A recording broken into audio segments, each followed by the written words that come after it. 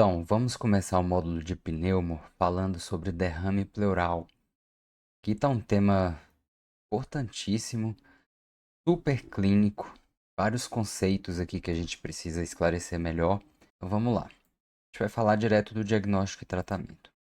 Diagnóstico, a gente tem que levar em consideração, primeiramente, o exame físico, tá? Você vai ter uma obliteração ali da ausculta, na base do hemitórax. Vai ter um frêmito tóraco-vocal reduzido. A gente tem que lembrar que o frêmito tóraco-vocal ele está aumentado se o pulmão estiver consolidado, porque ele vai conduzir melhor ali as ondas sonoras. Mas se você tiver um derrame pleural, a onda sonora ela vai ter uma interface ali de um meio sólido para um meio líquido, e isso aumenta a impedância. Você vai ter uma redução do frêmito tóraco-vocal no derrame pleural. Isso aqui já foi cobrado. E trepopneia, que é um termo da dispneia, que piora quando o paciente está em decúbito lateral, somente de um lado. Do outro, ele não se queixa disso. Então, também é um termo muito usado aqui do exame físico do derrame pleural. Aí a gente vai partir para a imagem, tá? A imagem tem um papel importantíssimo aqui no diagnóstico. No raio-x, a gente vai detectar aí derrames pelo menos maiores que 200 ml. E algumas observações, a descrição aqui vai ser de uma obliteração do seio costofrênico com a parábola de Demoisier, que é esse aspecto aqui de parábola, indicativo de derrame pleural, mais indicativo do que de consolidação, né? Então, geralmente o derrame ele forma essa parábola. Mas a gente tem que lembrar também da incidência de Laurel, que é mais sensível para o derrame pleural. É o raio-x em decúbito lateral com raios horizontais. Você vai ver o derrame escorrendo aqui para a região lateral do tórax. Nesse caso aqui, um raio-x mal indicado, né? Que aqui a gente está vendo que é um baita de um derrame, então não seria necessário um Laurel para isso aqui. Mas basta guardar que é uma incidência mais sensível. A gente consegue pegar aqui quantidades até menores do que esses 200 ml que a gente pega no raio-x em PA ou lateral. Agora falando aqui sobre o ultrassom, ele tem um papel importante no diagnóstico, tá? Às vezes a gente tem ali uma obliteração do seio costofrênico e é pequena, fica na dúvida se é uma consolidação, se é um derrame, uma atelectasia. Então, o ultrassom tira essa dúvida. A gente tem esse jellyfish sign aqui, o sinal da água viva. A gente tem um parênquima pulmonar aqui colapsado e ele fica balançando assim. Basicamente, para a gente fazer o diagnóstico, uma espessura aqui também maior que 1 centímetro favorece aí uma toracocentese diagnóstica. Também é muito usado para guiar o procedimento em si. Sobre a tomografia é um exame excelente para a gente avaliar o derrame pleural. Então aqui, por exemplo, a gente consegue fazer o diagnóstico do derrame loculado. A gente vê aqui no hemitórax direito, tem várias lojas de derrame isoladas, aqui uma loja maior.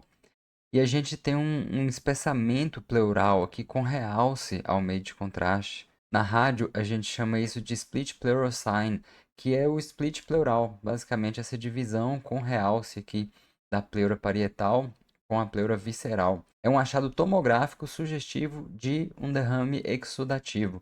Mas é basicamente a importância anatômica ali de diagnosticar a presença do derrame e se ele é loculado ou não. Aí, pessoal, tendo feito o diagnóstico aqui pelo exame físico, pela imagem, a gente vai partir para uma toracocentese diagnóstica, tá? Quem precisa fazer toracocentese diagnóstica? Todos os pacientes, sempre para investigar a causa.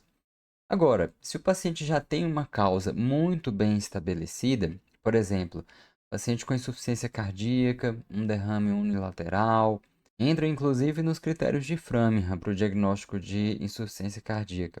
Não precisa investigar. Mas mesmo no caso da insuficiência cardíaca clássica, se o paciente tiver dor pleural ou febre, mesmo assim vai ter que puncionar. Então a regra, guardem, a regra é puncionar. Tem que ser feito o diagnóstico desse derrame pleural. Como a gente vai ver, pode ser várias coisas. E um critério aqui para saber se é um derrame puncionável ou não é ter pelo menos 1 centímetro de espessura. Aqui o ultrassom ajuda muito, inclusive para na hora já diagnosticar o volume do derrame, se ele é loculado ou não, e se for loculado, qual que é a melhor loja ali para acessar e já guiar o procedimento. Tendo feito a toracocentese, a gente vai avaliar aqui basicamente três parâmetros: o aspecto, a bioquímica e a citologia do líquido. Então, o aspecto purulento, geralmente do empiema, seroso dos derrames transsudatos, hemático, presente tanto no trauma quanto em derrames neoplásicos, leitoso, né, do quilotórax, e até mesmo conteúdo alimentar, que levanta aí a hipótese de uma lesão de esôfago, como na síndrome de Boerhaave, por exemplo, né, aqueles vômitos incoercíveis que o paciente acaba evoluindo com ruptura de esôfago. A bioquímica é essencial para a gente estratificar, diferenciar ali em exudato ou transsudato e depois estreitar mais ainda o diagnóstico diferencial também, a gente já vai falar. E a citologia, né, com a contagem de células diferencial, a citologia oncótica, importantíssima aqui dos derrames neoplásicos, a bacterioscopia, né, com coloração de Gram, para já identificar ali a presença de bactérias, e as culturas também essenciais, tá? Tanto para bactérias em geral, quanto para micobactéria. Diante dessa análise aqui, pessoal, a gente vai diferenciar os derrames em dois grandes grupos através dos critérios de Light. Qual que é o objetivo disso aqui? É estreitar mais o diagnóstico diferencial. Já vou abrir aqui para vocês. Dois grandes grupos de transsudato e exudato.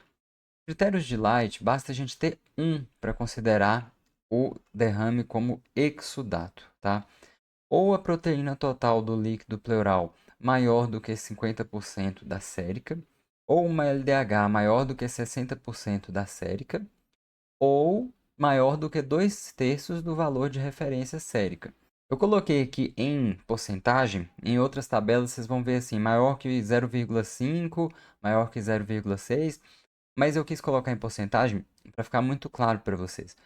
O derrame transsudato é um derrame em que um líquido está extravasando dos vasos sanguíneos e linfáticos por problemas de pressão hidrostática e oncótica. Então, em geral, você tem uma quantidade mais abundante de líquido mesmo.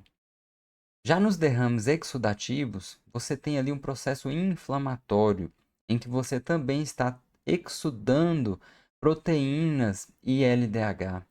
Uma observação, eu acho difícil cobrar isso aqui, mas é bom lembrar que se o paciente fizer uso de diurético, pode ser que dê um falso positivo. E mesmo assim o paciente seja um transsudato. Se a albumina sérica é menor do que a pleural, for maior que 1,2, você afasta aí o transsudato. É importante essa observação, apesar de eu achar pouco provável ser cobrada tão específica assim, porque a maioria desses pacientes aqui usam diuréticos, tá? Então, insuficiência cardíaca, cirrose, síndrome nefrótica, comumente o paciente faz uso de diurético. Então, se um desses critérios aqui vir com um falso positivo, cabe acrescentar aí essa avaliação da albumina, tá? E falando aqui, depois que a gente diferenciou, né, a gente vai ter aqui as principais causas de transsudato e exudato. A principal causa de transsudato disparada é a insuficiência cardíaca. E a principal causa de exudato disparado é a pneumonia comunitária, né? Mas essa grande diferenciação aqui em transsudato e exudato vai guiar para a gente os próximos exames que a gente vai solicitar. Então, por exemplo, a suspeita de insuficiência cardíaca vai ver os outros critérios, pedir eco, cirrose também vai direcionar os exames, pedir um ultrassom de abdômen para ver como está o fígado, a síndrome nefrótica vai ver se tem proteinúria, o mixedema vai ver como que está a função tireoidiana. Então já ajuda a estreitar mais o diagnóstico para o lado de cá. O exudato, os próprios exames que a gente pediu lá atrás vão ajudar a gente a diferenciar também algumas causas. Então, por exemplo, a tuberculose pleural, que a gente vai ter um ADA, né, adenosina deaminase maior do que 40, associado, né, com um diferencial linfomonocítico, é altamente sugestivo de tuberculose pleural, segundo sítio mais comum aí de tuberculose extrapulmonar. Inclusive, segundo os protocolos do Ministério, autorizando a gente a tratar, a iniciar o esquema RIP para pacientes com clínica de tuberculose, derrame com ADA aumentado e um predomínio linfomonocítico. É importantíssimo guardar esse ADA aqui, apesar de que ele pode estar presente em outras coisas, tá? Neoplasias aqui vai ser importante também o aspecto, né? Um aspecto geralmente serohemático, e a gente vai ter também a citologia oncológica para direcionar, apesar de que ela tem uma baixa sensibilidade para identificação das células, tá? Doenças autoimunes, principalmente artrite reumatoide e lúpus, né? A artrite reumatoide vai ter uma glicose muito baixa, é uma característica mais específica aqui do derrame por ela. O quilotórax, né? A gente vai ter triglicérides aí maior do que 110 no líquido pleural. TEP também, eu coloquei aqui para lembrar E TEP pode dar derrame pleural, geralmente adjacente ali à área de infarto pulmonar, né? Aquele infarto em cunha característico. E o hemotórax, né? O hemotórax também é uma causa de derrame exudativo, mas comumente associado a uma história de trauma. Então não é tão difícil assim esse diferencial. Ok, pessoal, a gente tem que lembrar de uma outra coisa. Aqueles exames lá que a gente pediu no início, eles vão ajudar a gente a diferenciar aqui entre exudato e exudato. A gente vai estreitando o diferencial. Mas é importante também saber quando o derrame fica complicado, tá? O derrame pleural complicado, também conhecido como empiema. Agora, um detalhe específico sobre o termo empiema. Às vezes ele é um pouco controverso na literatura, tá? Mas por definição, empiema é pus, tá? Empiema quer dizer presença de pus. Então, se tem um aspecto purulento do líquido pleural, automaticamente isso é um empiema pleural, já está indicado ali a drenagem pleural fechada, tá? Mas outros critérios ali de derrame pleural complicado são a cultura bacteriana positiva ou gram positivo, lá de avaliação inicial do líquido pleural, a presença de um pH ácido, né, menor do que 7,2, glicose reduzida, geralmente menor do que 40, e um LDH estourado, maior do que 1000. Esses aqui são critérios de um derrame pleural complicado. Por que que tem essa diferenciação, então? Porque o complicado não necessariamente ele vai ter um aspecto purulento, tá? Que é esse termo de empiema. Mas essas características aqui, essas 4 características, já te permitem classificar o derrame como complicado. Então, tendo pus, ele se chama empiema. Tendo essas outras características aqui somente, de qualquer forma, ele já é classificado como um derrame pleural complicado. Então, esse aqui é o resumo do diagnóstico e da classificação e do estreitamento aqui dos diagnósticos diferenciais. Aí a gente entra aqui no tratamento. Existem algumas indicações diferentes aí, de acordo com o contexto. Então, uma toracocentese de alívio. Ela é basicamente feita, às vezes até junto aqui, da toracocentese diagnóstica. Ela serve para alívio sintomático. Então, a grande indicação da toracocentese de alívio é o paciente com derrame pleural volumoso e com dispneia. E uma observação importante, geralmente a literatura coloca aqui um limite de mais ou menos 1.500 ml, porque se você drenar mais do que isso ou drenar muito rápido, pode gerar um edema pulmonar ali de reexpansão. E a toracostomia com drenagem pleural fechada vai estar indicada aí principalmente no empiema pleural, né? Faz parte aí do controle de foco infeccioso. E nos derrames volumosos também, muitas vezes só com aspiração ali você não consegue resolver até você conseguir compensar melhor a patologia de base que está gerando aquele derrame volumoso, principalmente se aquilo ali está gerando uma descompensação clínica respiratória que você precisa corrigir com mais rigor. E a decorticação videolaparoscópica, ela é necessária principalmente naqueles casos de empiema, naquela fase fibrino-purulenta ou na fase de organização, em que você formou septos ali entre o pulmão e a pleura parietal, o pulmão ficou encarcerado. Então você precisa de um procedimento cirúrgico para poder vir desfazendo aqui essas traves e deixar o pulmão reexpandir. E a pleurodese, pessoal, geralmente é um procedimento indicado para derrames pleurais malignos recidivantes. A gente sabe que o derrame pleural maligno, neoplásico, a causa dele é metástase. Ele costuma estar presente em neoplasias muito avançadas. E ficar com o dreno de tórax reduz muito a qualidade de vida do paciente. É uma coisa que dói pra caramba. Tem feixe vascular nervoso passando ali.